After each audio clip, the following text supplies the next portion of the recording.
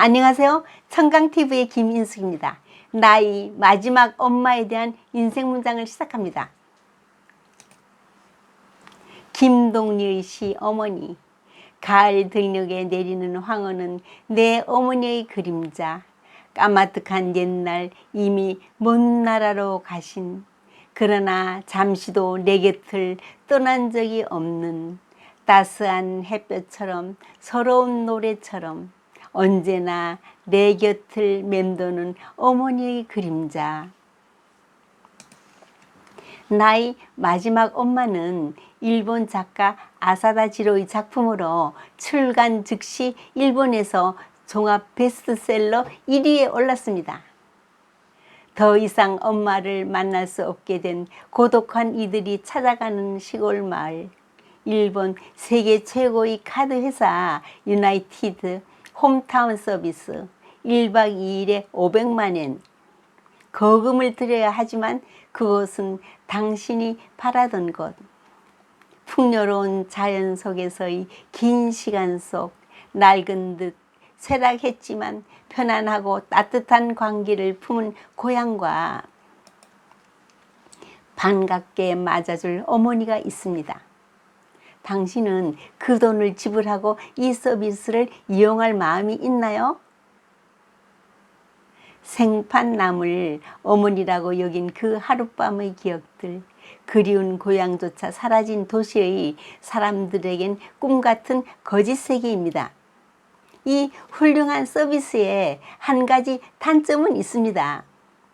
이 만족과 감동을 누구에게도 말할 수 없다는 것. 그 말을 한다는 것은 자신이 있지도 않은 고향을 돈으로 사려고 하는 고독한 사람임을 고백하는 거나 마찬가지니까요. 어머니는 비록 연극의 주인공이었지만 어머니의 품이 그리워 찾아와준 자식들에게 매번 정성스러운 밥상과 삶의 희망을 불어넣어 주었습니다. 찾아온 손님들은 가상의 연기 상황 속의 어머니를 진짜 어머니처럼 느꼈고, 어머니 역시 그들을 친자식들처럼 여겼죠. 마스가나 도르는 식품 회사 관련 대기업 사장이며 독신입니다. 일하다 보니 연애와 결혼은 귀찮아서 포기하고 삽니다. 무로타 세이치는 제약회사 영업사원으로 부장까지 올라갔다가 공장 담당자로 좌천되어 퇴직합니다. 퇴직금이 입금된 날 40년 근무한 직장과 32년이나 부부로 살아온 아내가 동시에 자신의 인생에서 사라졌습니다. 한 공간에서 같은 공기를 마시고 사는 건 이젠 지긋지긋하다며 아내는 이혼을 요구했습니다. 은퇴 후 평온할 거라 생각했던 삶의 계획이 무너져 내렸죠.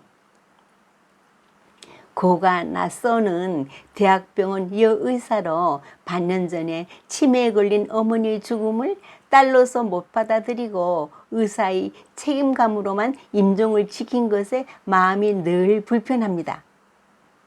부모가 없는 세 사람, 60살 언저리가 나이이며 고향이라고 부를 곳은 도쿄가 전부인 세 사람, 연회비 34만 엔의 블랙카드를 갖고 있는 세 사람은 각기 다른 시간에 고향에 살며 자식을 기다리는 어머니를 경험할 수 있는 특별하고 비싼 서비스를 이용했습니다.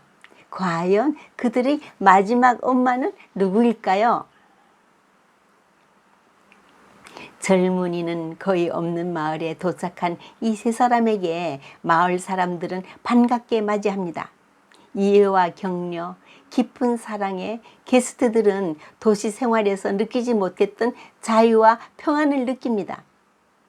어머니를 포함한 마을 사람들은 자신들이 타인을 속이고 있다는 죄책감도 느끼지만 이 세 사람 모두 속기 위해 일부러 이곳을 재방문합니다. 어느 날 카드 회사로부터 온 연락에 세 사람은 모두 충격에 빠집니다. 어머니가 죽었다는 것. 가슴속 깊이 어머니라 여기던 그의 죽음에 모두 어머니 집으로 달려갑니다. 장례식장에서 세 사람은 서로가 서비스 이용자였고 장례식을 지켜줄 친자식은 없다는 사실을 알게 됩니다.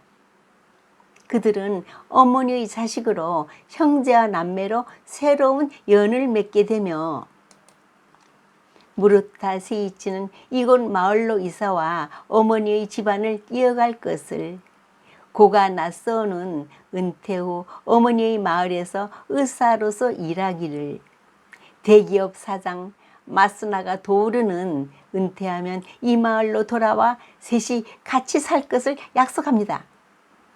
현실의 세계에 비해서 이 거짓 세계는 너무나 아름답고 풍요로웠습니다. 작가 아사다 지로는 NHK 방송 인터뷰 중 다녀왔습니다 라고 말할 수 있는 곳이 있다는 건 매우 행복한 일이다.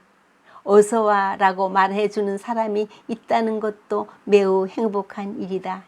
그런 세상이 되기를 바라는 마음으로 이 책을 썼다고 했습니다.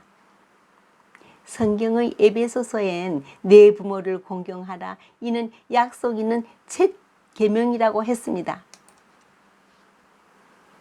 아이젠하워 대통령이 연설 후 연단을 내려오다 넘어지니 모두 웃었습니다. 그는 아무렇지도 않게 일어서면서 여러분이 그렇게 즐거우시면 한 번 더 넘어질 수 있습니다. 오늘도 삶을 즐기며 보람된 시간을 보내십시오. 감사합니다.